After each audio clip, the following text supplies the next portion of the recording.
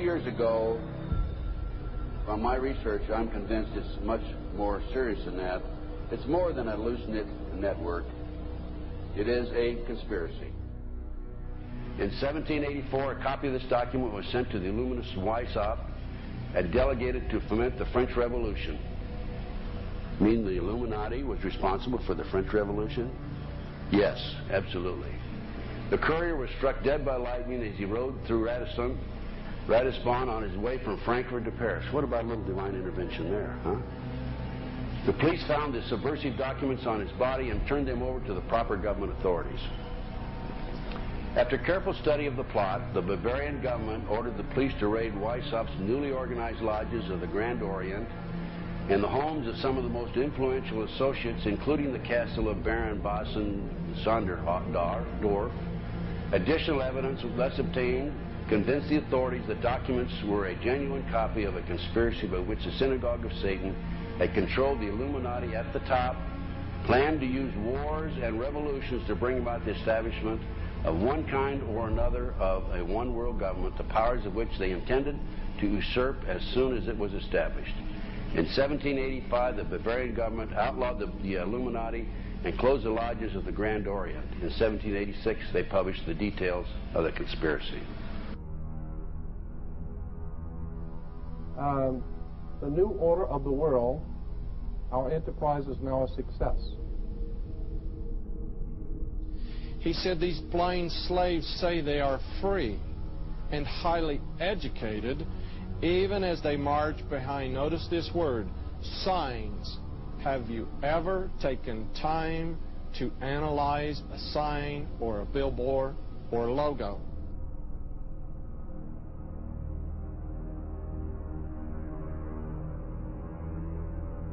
We'll start up here. In 1784, an act of God placed the Bavarian government in possession of evidence which proved the existence of the continuing Luciferian conspiracy. This explains the previous 9 pages, goes into it in detail. We don't have time to do it completely.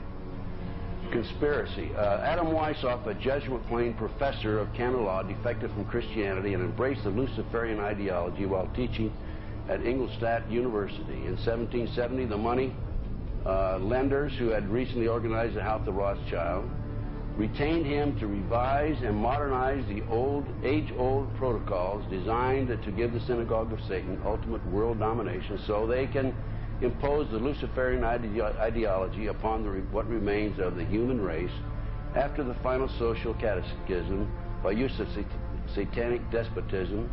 Weishaupt completed his task on May the 1st, 1776. It's a communist holiday, isn't it? May 1, 1776. The plan required the destruction of all existing governments and religions. In 1776, Weishaupt organized the Illuminati to put the plot into execution. The word Illuminati is derived from Lucifer and means holders of the light.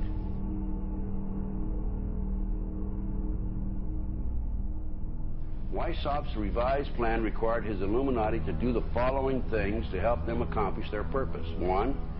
Use monetary and sex bribery to obtain control of people already occupying positions in high places in the various levels of all governments and other fields of human endeavor.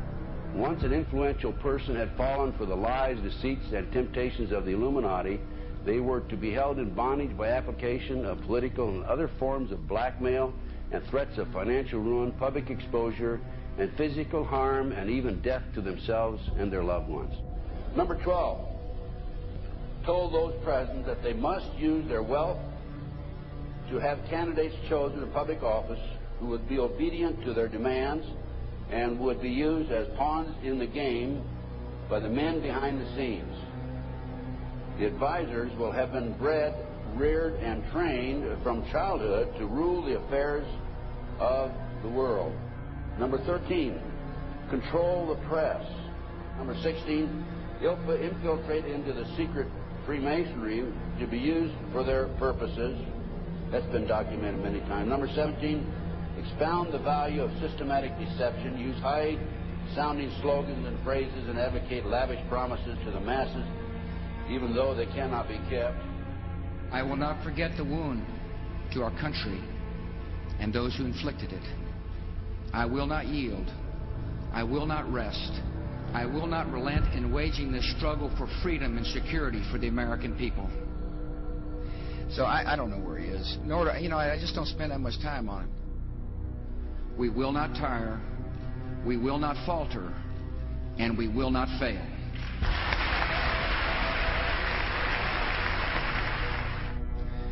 Terror is bigger than one person. And I remember he was telling me how you're going to see soldiers looking in caves for people in Afghanistan and Pakistan and all these places, and there's going to be this war on terror, of which there's no real enemy. Who knows if he's hiding in some cave or not? We hadn't heard from him in a long time. Operation Northwoods, the plan called for innocent people to be shot on American streets. This is the Pentagon. For boats carrying refugees fleeing Cuba to be sunk on the high seas. For a wave of violent terrorism to be launched in Washington, D.C., Miami, and elsewhere. People would be framed for bombings they did not commit. Planes would be hijacked using phony evidence, all of which would be blamed on Castro to justify an invasion of Cuba 40 years ago. An aircraft at Elgin Air Force Base would be painted and numbered as an exact duplicate for a civil registered aircraft belonging to a CIA proprietary organization in the Miami area. At a designate time, the duplicate would be substituted for the actual civil aircraft and would be loaded with selected passengers, all boarded under carefully prepared aliases. The actual registered aircraft would be converted into a drone, remote-controlled plane, their word for it. Takeoff times of the drone aircraft and the actual aircraft would be scheduled to allow a rendezvous south of Florida. I mean, he's been tested unlike any other president with this 9/11.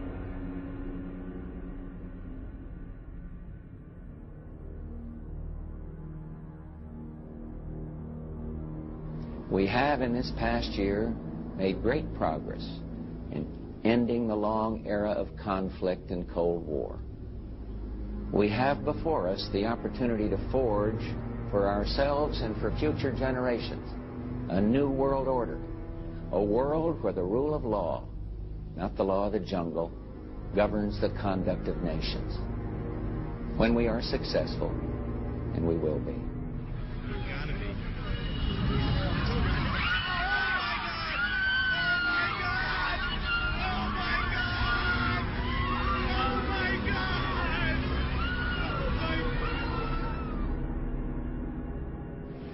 He argued that the use of any and all means to reach their final goal was justified on the grounds that the ruler who governed by the moral code was not a skilled politician because he left himself vulnerable and is in unsuitable position to his throne. He said those who wish to rule must have recourse to cunning and to make-believe because great national qualities like frankness and honesty are vices in politics.